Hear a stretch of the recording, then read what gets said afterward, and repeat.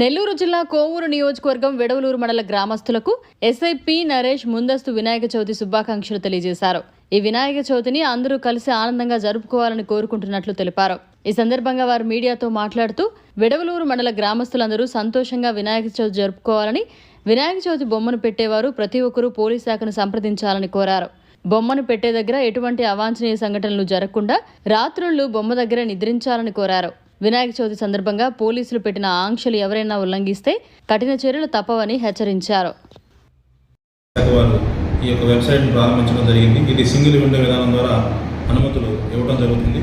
మీరు ఈ వినాయక ఉత్సవ్ .net అనే వెబ్సైట్ ద్వారా మీరు డీటెయిల్స్ అన్నీ కనుక ఆన్లైన్లో అప్లోడ్ చేసినట్లయితే మా పోలీస్ శాఖ వారికి సంబంధించిన మా పోలీస్ స్టేషన్ నుంచి మేము వచ్చి వాటిని వెరిఫై చేసి ఆ ప్లేస్ తగినదా కాదని వెరిఫై చేసి మీకు ఒక నో అబ్జెక్షన్ సర్టిఫికేట్ ఇవ్వడం జరుగుతుంది. తద్వారా మీరు అనుమతులు పొందవచ్చు.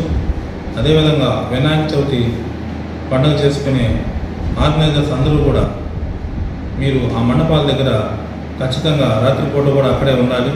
ఒక బుక్ ఒకటి మెయింటైన్ చేయాలి. ఏదైనా సరే డీజేలు, అశ్లీల నృత్యాలు ఇలాంటివి కనుక జరిగినట్లయితే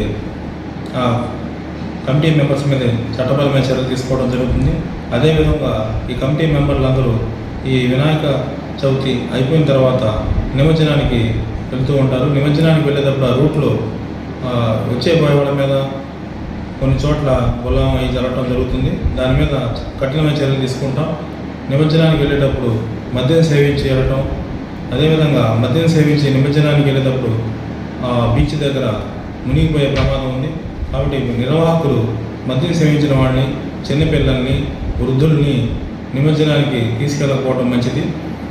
ఏదైనా సరే చట్టపరమైన వ్యతిరేక కార్యకలాపాలు అనగా మద్యపానం సేవించి వాహనం నడపడం, తెలియదు గర్భాలు చేయటం, అశ్లీల నృత్యాలు ప్రదర్శించటం ఇలాంటివి ఎవరైనా కనుక చేసినట్లయితే ఆ యొక్క కమిటీ మెంబర్స్ మీద చట్టపరమైన చర్యలు తీసుకోవడం జరుగుతుందని ఇందు మూలంగా తెలియజేయడం.